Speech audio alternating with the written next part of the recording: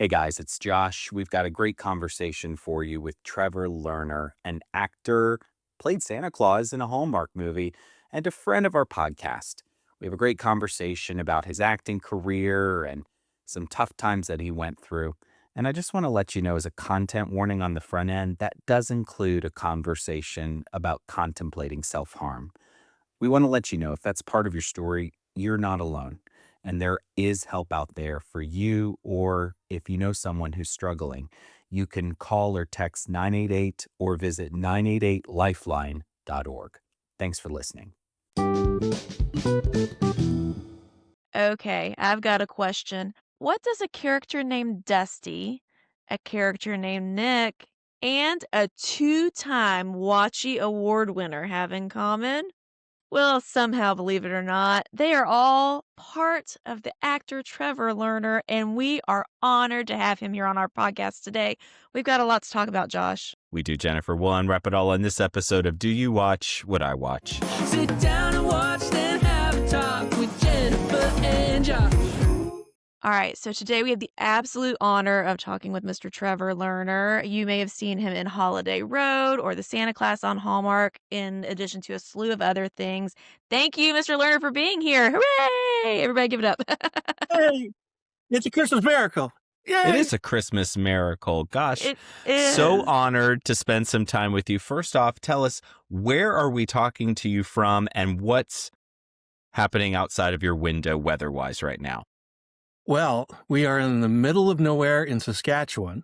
It's a province that is notorious for losing your dog for 3 days and still being able to see it on the horizon. Very flat, nothing to stop the wind. So we got hit with a lot of snow the past couple of days, and it took about 2 hours to get it all cleared out on my end. So I'm nice and warm inside. I've got my tea and my Boba Fett mug. Yay ho! And life is good. You can't complain. Love that. I love that. So That's tell us amazing. a little bit about yourself. How did you fall into acting, and how did you fall into specifically the world of these holiday movies? Though I hope you guys have a few days to record. This is a fun story. And it's probably going to be a Hallmark movie one day, I think. But in 2009, I caught a hospital infection. And it came at a time where I had a lump. This is going to be a little graphic. We'll try to keep it PG. But I had a lump by my colon they thought was colon cancer. And a week before the biopsy happened, it abscessed. Great news, not cancer. Bad news, 2 holes when you don't need 2 holes. So I had to go to the hospital to get it fixed. Lo and behold, the hospital was going through an outbreak of a thing called C. diff at the time. And when they had to fix me up, they didn't have an operating room available, so they did a little MASH unit on the side. And I ended up catching the C. diff thing the hardest way possible, and spent 10 months in 2009 literally dying from it every day. And it's a horrible thing that, like, depending on your health and your age, it's something that will kill you within 2 months to 2 months. 2 weeks to 2 months, yeah. And I went for 5 times that, for 10 months. And it utterly destroyed my nervous system. It messed up with everything inside for endocrine system wise. I lost memories because after 10 months, your organs start shutting down, and your brain's one of those organs. And at the time I was working for HSBC Bank doing high risk finance for them. And ironically, one of the top guys in all of Canada for them. I couldn't return to work after all of that. And they put me on permanent medical disability, and I had to figure out my whole life all over again, because I literally had lost memories. I lost memories of who I was for the most part, and Wow. trying to rebuild all that from scratch. Plus, with all the endocrine system, my thyroid got destroyed. I gained 100 pounds in about 2 months. Before all this happened, I was a gym rat. I was a healthy guy. And so imagine losing your job, losing everything that makes you who you are, and then trying to figure out what the heck's going on. And you're all alone, because I don't have a wife or kids or anything. My family is in Saskatchewan, and at this time I was in Vancouver. So, fun time. Spent a couple of years getting things sorted with the doctors, and they determined, along with the insurance company, after a lot of tests, that there wasn't a job that I could do. And I suggested that, why don't I try acting? You know, it's something where they tell you what to say, when to say it and how to say it, Yeah. especially if you say it wrong. So it seemed like a good fit. And I started trying to get into it and did a lot of background work. And I decided one day that, I was going to really make a full charge at this. And the last show I ever did background work on was Man of Steel with Henry Cavill. Mhm. And Mhm. it blew my mind because it was like a sign saying, you really got to fight to get into this stuff now because this is the last one you're going to do. And he was the nicest guy in the world. Holy cow. And very cool. I made it into the movie with about a half a second of my head in a bar scene at the small town where he ends up throwing the guy's semi truck into the light post. And I got to see it and I was like, oh, that's awesome. I actually, when I thought I was going to survive from the whole hospital infection thing, I don't know if you can see this, but I got a Superman, Green Lantern tattoo of my Yeah. two favorite superheroes to always remember to be a kid. Never forget that. So I started working really hard with the acting stuff and going to all these auditions. And I finally booked one role. And usually the first role actors book when they speak is like, I'm a waiter or I'm a coffee person. I say one line and that's it.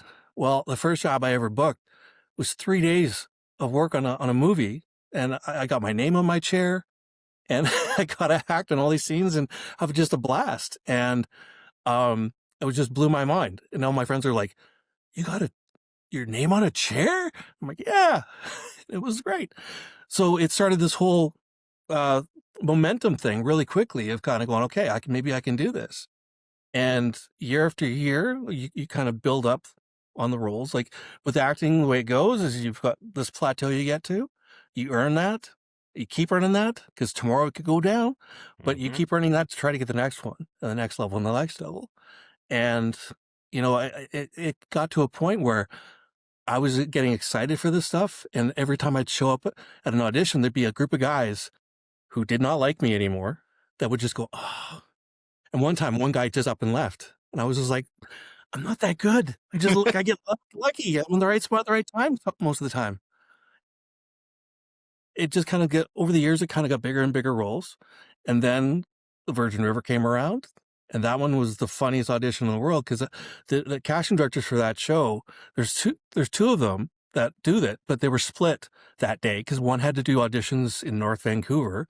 The other one had to do them at another studio about maybe an hour away from there. And the one in North Vancouver was running so late that I would never get to make the other audition for Virgin River. And they were like, "Oh, we gotta get you there. We gotta get you there. You're perfect for this thing." Blah blah blah. I was like, "Okay, we'll try."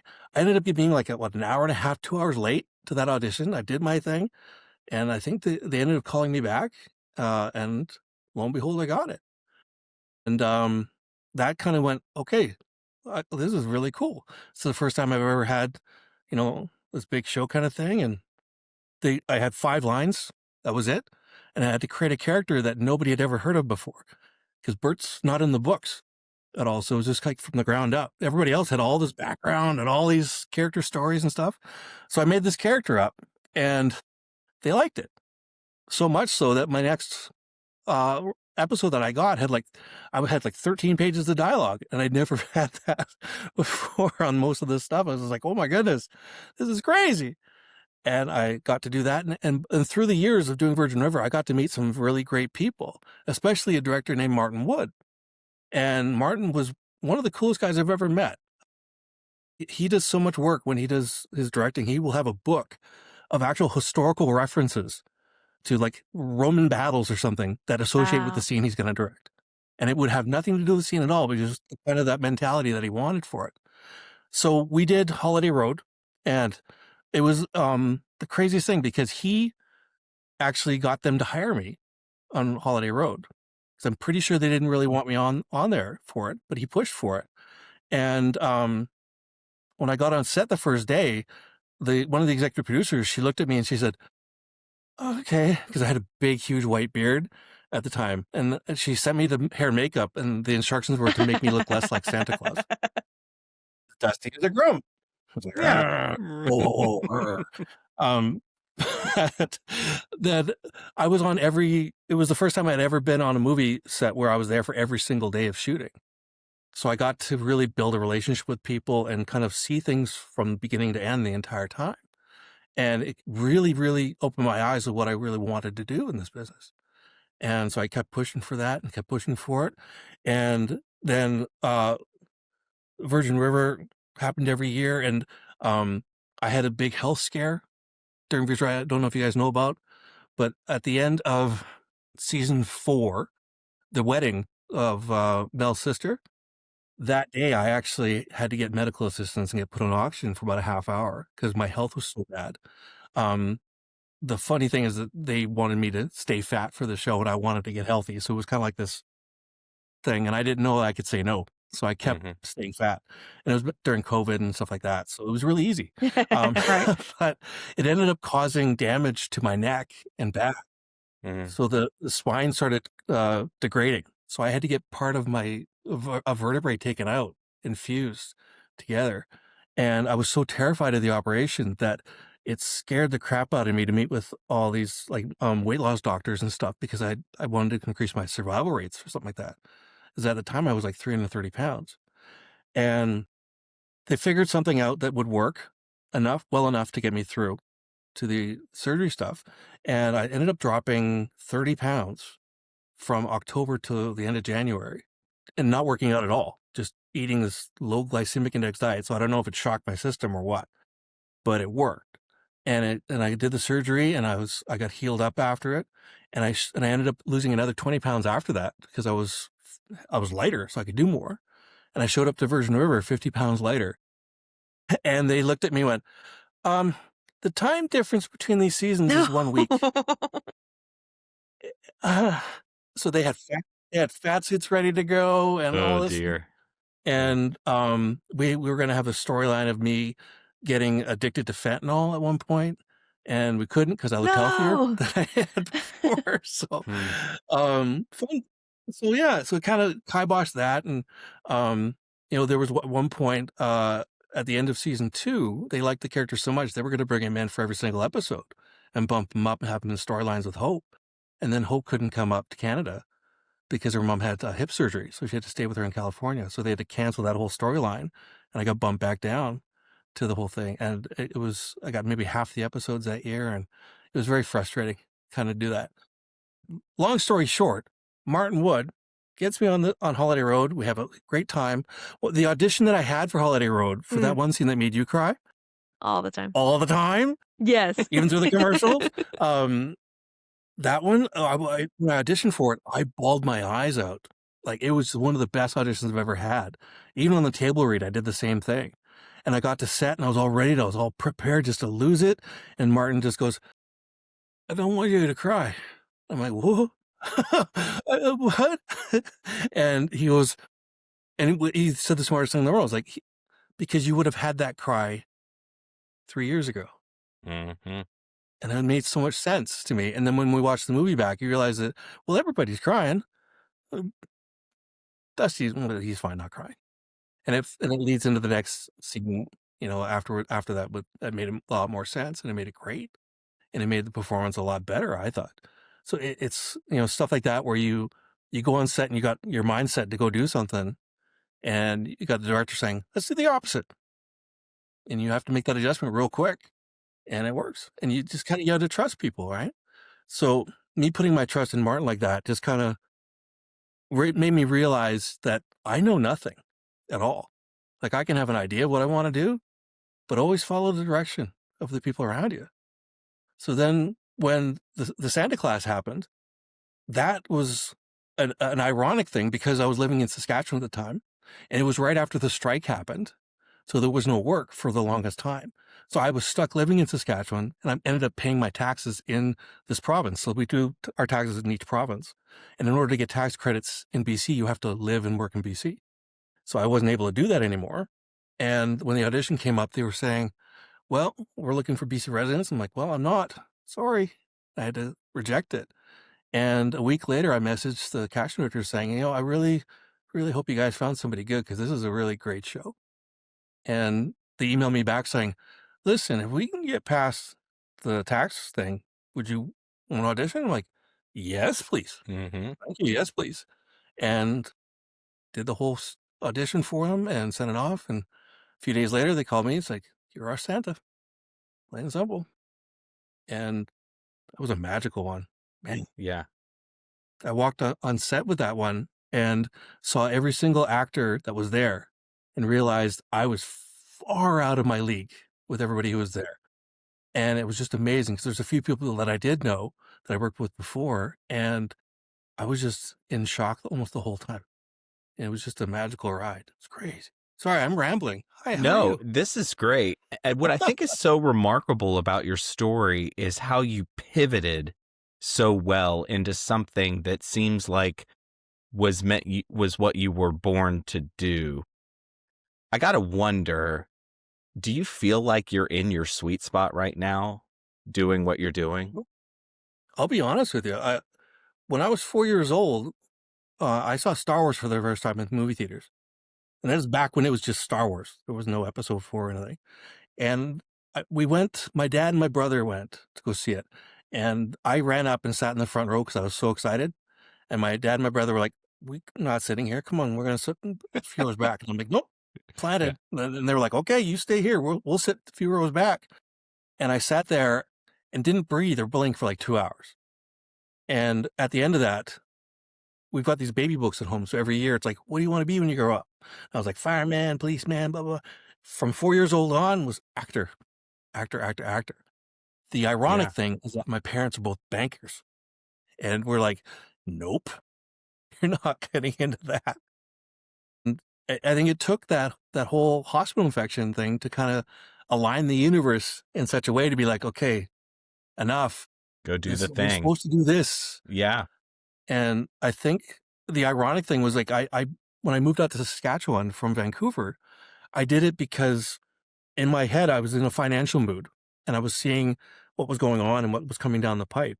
And it kind of got me worried about, people's rent increases. And ironically, the house that I was renting a basement suite in was going up for sale.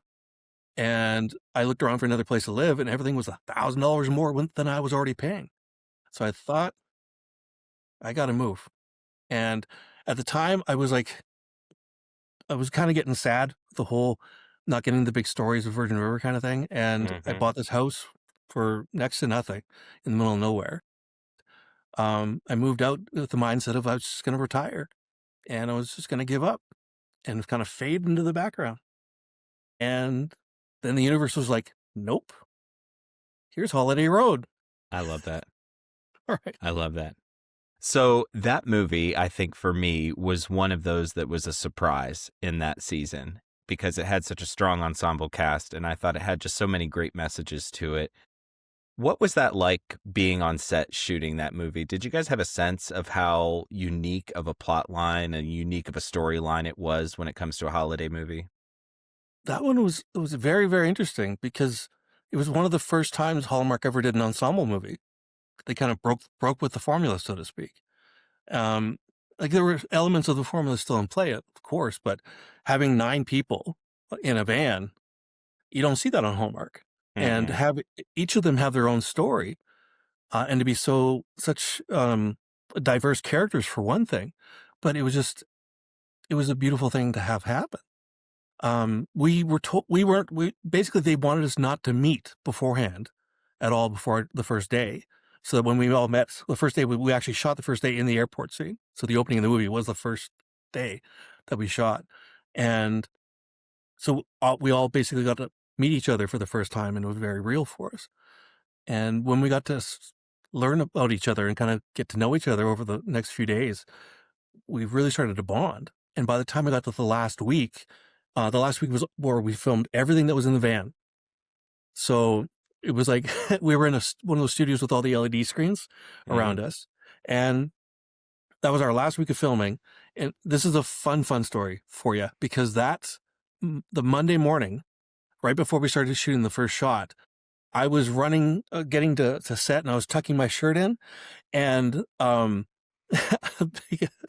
because of how we shot things, I was actually losing weight as we were filming. I don't know how it worked, but so I was tucking my shirt in and I caught my finger on my mic wire that was in my pocket and on my belt at the same time. and I broke my finger, the Mm, very tip of it, so that it went. Well, I'll do it on this one, so it went like that, and it wouldn't straighten at mhm. all. And that was on Monday of that last week we were filming. So every single scene that you see in the van, you don't see my hand, For but you that do see reason. one thing when April. No, was it April? My brain's frying. Um, when the girl sings the song "Amazing Grace," you Mhm. see me clapping with a napkin on my hand to hide the finger brace. Hide the finger. That's hilarious. My Yeah. goodness. I love that they had you guys meet for the first time in the airport, on the first day on set, because that would be so real and really capture kind of that energy around getting to know people at the start. Yeah. And then take me to the set of the Santa class. Obviously, you commented that you found yourself around some folks who were some real heavy hitters in that world. Mhm. What was it like meeting those folks and hopping onto set? Were they, I'm assuming they were welcoming and nothing but lovely. Well, it was an interesting set to say the least because it was another ensemble cast. Hmm. Um, and when I saw who was coming on to the show, I was like, awesome. Okay, because I with Ryan, for example, I've worked with Ryan 4 times before. And there's guys that I had met only in audition rooms when I'm in actor mode and I'm grumpy and I was just like trying to memorize my lines and I don't get to talk to people like this. So it was awesome to kind of stop and say, hey, you're amazing. I want to say sorry for being in game mode the whole time whenever you see me, but let's have some fun. And we did. And there were people that I'd never met before in my life that turned out amazing. Um, but it was just like, it was a mentality of, we're number 3 on a cast list for the first time ever. And it's such a different kind of thing where you're just like, okay, I can't screw up. I can't screw up. And you see everybody else doing amazing like improv stuff around you. And my mentality when it comes to when I do a show is I go word for word on the script. And it's not for a lack of, being able to improvise. It's just I really want to show respect to the writer because going from, an idea to a script to a film goes through so much torture and nightmares that at the end of it, I want to be like, okay, here's me showing you respect for all you've gone through. And, we had people that like Kimberly would change things on her script. The first one that we lost, my big scene at the end, got cut because it had to fit more with what Kimberly needed on her thing, right? And I'm more than helpful, like with our leads. Hmm. It's like it's your guys' show, not my Yeah. show, Yeah. and we just made it work. So it's very interesting, like we that whole first week that we filmed, we got to film on a place called Gibson's, BC, which you have to take a ferry to. So it's kind of like in the middle of nowhere. And it's Hmm. actually where they filmed well, it should be a very famous Canadian show called The Beachcombers. I Hmm. don't know if you've ever heard of it, but that's where they filmed it. So I got to live out some childhood dreams of going to places where I saw on TV. Um, and it also helps too that a great friend of mine was the props master for the show. So he hooked me up and took care of me the whole time. Um, yeah, so we all got to basically the first with all the Santa camp stuff was all at a YMCA camp out in Gibson's that we That's spent the so first week cool. at. Yeah. Yeah, and it was just like cabins there, and we kept joking that someone's going to come around with a hockey mask, and I'm sure. Yeah. So when you're looking at roles and when you're considering, hey, is this a project that I might be interested in? What types of characters or what types of scenarios are most compelling for you these days? ooh, it's a good question. 'Cause, like I love playing fun characters. I love having that heart of gold because that's more kind of what I am in real life. But playing like villains is a hoot. I did one show called Billy the Kid, where I had to play the first man that Billy Kid ever killed in history, and I earned it. Like this guy he was the town blacksmith, but he was a drunk, a womanizer, a racist, just a piece of garbage. And you looked at him, and you could smell him just by looking at him, kind of thing, right? And, I earned that death pretty well. There were girls that were there who had worked on Virgin River as well, so they know Bert very very well. And they said to me afterwards, when they say action, our Trevor goes away. and we don't know where he goes. But then somebody comes that we don't like, and then when they say cut, you come back. Where do you go to?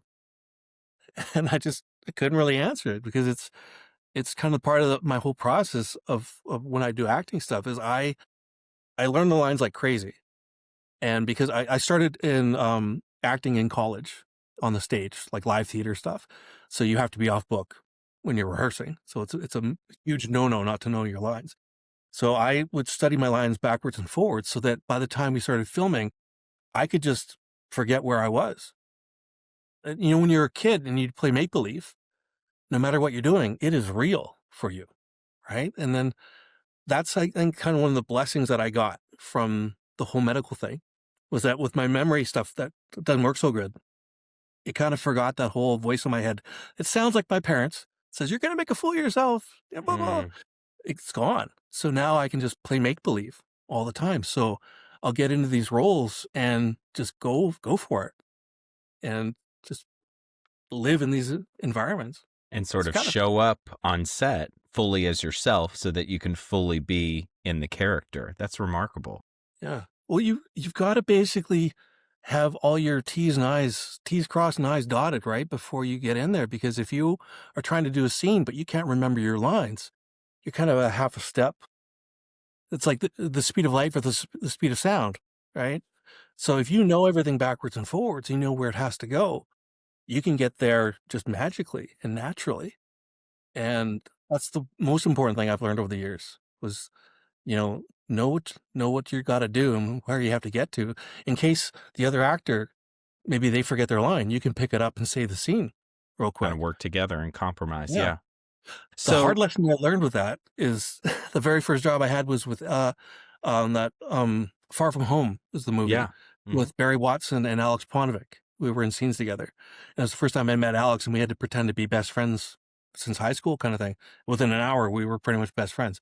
But one of our very first scenes that we were filming, he kind of looked at me with that look of like, crap, I just forgot what I was supposed to say. So I picked it up and I swore on it.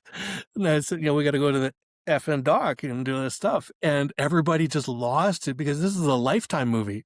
There's no swearing in Lifetime movies. And it was the funniest thing in the world to have happen on your first job. So yeah. I love that. So you've done a little bit of everything. You've done episodic, you've done, film for TV, that sort of thing. Is there a particular genre that you're really into or interested by, or do you kind of just take it as it comes and consider the roles in terms of what's going to interest you? Well, I'll be honest with you. Like when we're up in Canada here, we kind of have to take what we can get. But it always gets to a point where you kind of have to stand up for yourself and say, you know what, this is the path I want to take. And if I don't do these kind of roles, I'm not going to get to the next level. And so now, like the way I look at things now is I don't, I don't care if I only work one show a year, as long as that show is great and fun, and it gets me higher up the ladder. Um, like the Santa Claus, for instance, that got me a role in a film that we're going to try to make next year where I get to be the lead in. And I know, That's amazing. right? And then it kind of makes me go, okay, this is where I need to go. This is the sweet spot, like you say, right? Recently I turned down an audition for something that was a no-name role on a show, a great show that I love. But it was just like, if I take that, it's a bit of a step down. And I know that at one point, the career will be at that point where you got to take everything and anything. Like I'll do an Oreos commercial if I need to. But right now, I kind of want to, stand my ground and really try to keep my head above the water, so to speak. Right. And keep Yeah. keep climbing and keep fighting for the next best thing as you perceive it. Yeah. That's really remarkable. So I've even come up with an idea for Hallmark that I'm trying to pitch right now that would have me as the lead in it, but it would kind of combine Dusty and Nick at the same time. I thought that would be a that would be. run. show that Listen, range. they're all about telling, it seems to us, different stories in different ways, you know, and I think that they're really trying to broaden the typical formula for what a Hallmark movie can look like and that sort of thing. And I think it's pretty exciting. So you mentioned the movie that you're thinking about maybe for next year. Is there anything else in the pipeline that you're excited about? Real there's the one that I'm writing is the one that may happen later on. The one Mhm. that I get to be the lead in, that came out of nowhere from a producer in LA. So they're not sure if they're gonna be filming in LA or up in Canada, and I would love to film it in LA. But it's, uh, it's just got that stage where they're looking for that studio to make it. So it's one of those processes that I've never been in where it's been, finding your lead and then finding the studio kinda process. So we're working on that. That's very, very exciting. The movie that I wanna make, incredibly exciting because it came to me one of those fever dreams late at night, and I wrote it down by the side of the bed just to kinda go, "Oh, that'll be great." And it's kinda one of those really it keeps that formula for Hallmark in place, but it also goes a little bit off the wall, and it's kinda got that mentality of, you remember, Hot Frosty? Mhm. Yes. Well, I've been talking with Russell, off and on about stuff because I really, really want him to write the script for it because I'm not a great writer myself. But it's got that kind of mentality of like, okay, we're gonna go left when we think we're going right, and it's gonna be a hard left. They'll stay with us, I hope. And then there's some things in it that, that are a little bit meta for Hallmark, which they've never done before. Mhm. So if it works, it's gonna be amazing. But if it doesn't work, then sadly I'm gonna be real sad. Yeah. Um, but right now, like, because I'd moved out to Saskatchewan, there's a lot of roles that I'm missing out on because they want to hire people in Toronto, in Vancouver.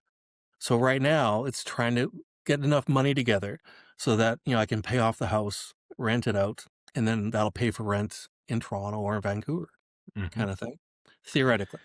And keep moving the ball down the field, keep chasing the next thing. You have a remarkable story, my friend, and I think that it really sort of speaks to the ability to take situations and circumstances that might take normal people out, right?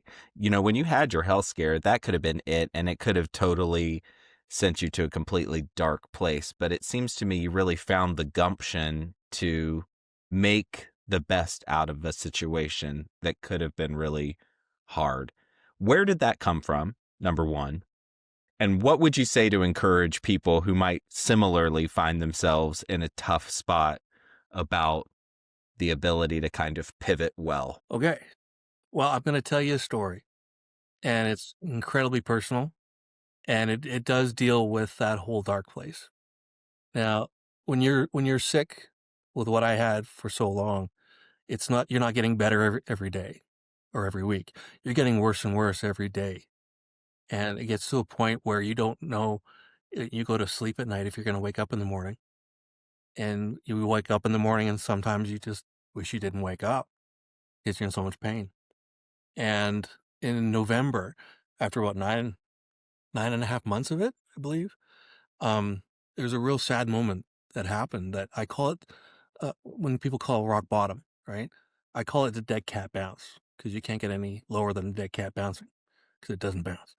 Um, but I was contemplating just checking out because it was too much. And I remember distinctly, I had a knife on my wrist and I was debating in my head what was colder was the blade of the knife or the bathroom tile on my butt.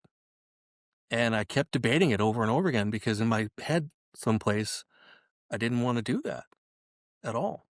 And I kept thinking about it and thinking about it. And then in the the funniest thing happened was I'm a wrestling fan, right? And at the time, it was, the Survivor Series in 2009.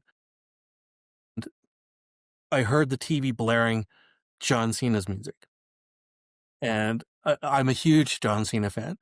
And, like, he just recently retired, so it was a very emotional thing watching that happen, but, Mhm. um when his music came on, it kind of shuttered me out of this whole phase, and I went to the living room real quick to kind of watch, and he was wearing a brand new shirt that day, new merchandise, and it was 3 words, "Never give up."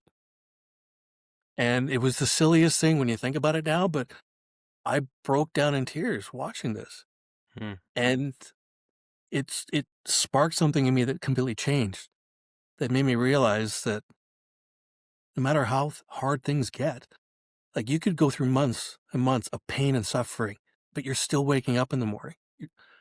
And then it got to a point where I realized you just need to get to midnight to get to the next day. So you just do whatever you have to do that day to get to midnight or when you go to sleep, and tomorrow's a new chance to start a new day. And it can always be better, it can be worse. It's like a roller coaster. Hmm. But I always vowed from that day in my head to think, I'm never going to give up. I'm never going to give up. And so it was about 3 weeks. Yeah, about 3 weeks after that, that miraculously I was cleared of this infection. And I vowed that I wasn't going to give up. And a few months after that, I was 100 pounds heavier and feeling horrible. And I'd lost my hair on top of my head. My beard went white. It was everything that you wish would never have happened if you were a gym rat beforehand with like a full head of red ginger hair. And like I said, I'm not going to give up. And, it got to a point where with acting, you go through so many auditions, you get so much rejection that it drives people out of the business really quick. And I kept saying to myself, never going to give up. I'm never going to give up. And like with Virgin River, I got written off the show last year. And, I still don't really know why, to be honest, but it was such a bad situation that like a week later, my agent dropped me from their roster. Hmm. And I sat there for a good month or two thinking, "No, I don't want to give up. I don't want to give up." And then the audition for Santa Claus got directly emailed to me because I didn't have an agent. And then I gave up and said no. But then a week later, it was eating me away for the whole week. And I messaged them back, like I said, and magic happened. So Yeah. what I'll tell people everywhere, it's corny as hell. And I hope John Cena watches this one once and realizes what kind of a monster he has made. But it's no matter how hard things get, just get to midnight. That's all you need to do. And if it means laying on the couch watching Hallmark movies or Netflix or whatever you want to watch, do it. Do it. Don't feel bad at all. If people make you feel bad, those aren't the right people. It's like Dr. Seuss would say that the ones who matter don't mind, and the ones who mind don't matter. That's why you Well have to do it. said. Well said, my friend. Hey, if folks want to connect with you online, where can they find you? I'm easy to find. All my social media is Trevor Lerner. Um, you just got to make sure you spell it right because there's no A's in my last name. My dad always said that you didn't get A's in high school, so there's no A in your last name. Okay. And you jokingly say to me, I'm Trevor Lerner, middle name slow, sometimes quick. I love that. Well, Trevor, we are so honored that you would choose to spend a little bit of time with us. And thank you for getting so intimate and personal with your story. I think that there's real value in being transparent with where you've come from and where you're going. And we are so excited for all of your success. And I suspect this will not be the last we hear from you and the last we see you and the last we talk to you and the last watchy that you ever win. I'm just going to put it out there. I hope that we have the opportunity to celebrate another watchy win because you are the most highly decorated watchy winner in our show's history. So, I mean, that says something. So I Well, will. I need to thank you guys. There's two things that happened this past year that changed a lot for me. And one was you guys giving me those awards. Um, and I can't thank you enough for that because it made me feel like the king of the world and really boosted my confidence. But I got to do a convention about 6 months ago in Saskatoon where I was raised. Um, and I got to meet a tag team from wrestling that was one of my heroes, the Demolition, Axe and Smash. And on the second day of it, they they became fans of me. And it was the funniest thing in the world how it flipped around. So, we jokingly, we're just talking about stuff, and they were just going, "Oh, you're so good in this," and all this stuff, blah, blah, and I got my confidence up so high with that and the Watchies that's what prompted me to submit for the award for the Santa Claus. And, it's the UBCP Actor Awards. It's kinda like, along the lines of our SAG Awards for Canada kind of thing, right? And they were all in the provinces, and I've been trying to get, just a nomination for that award for 14 years.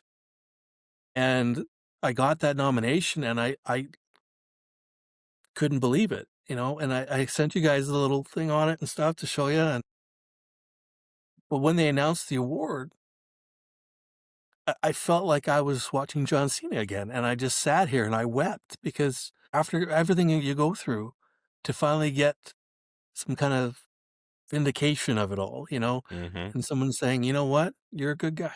You're a good guy." You are a Yeah, good guy. I'm trying. Well, we like great people, and you are great people in our book. So if you ever need a nod of encouragement, you come our way. And if we ever need a nod of encouragement, we'll come your way because we got to stick together in this crazy world, I think. Done So, deal. Trevor Lerner, thank you so much for your time. You are a gem. Best of continued success to you. And do stay in touch. Sound good? Will do. Merry Thank you. Christmas, my friend.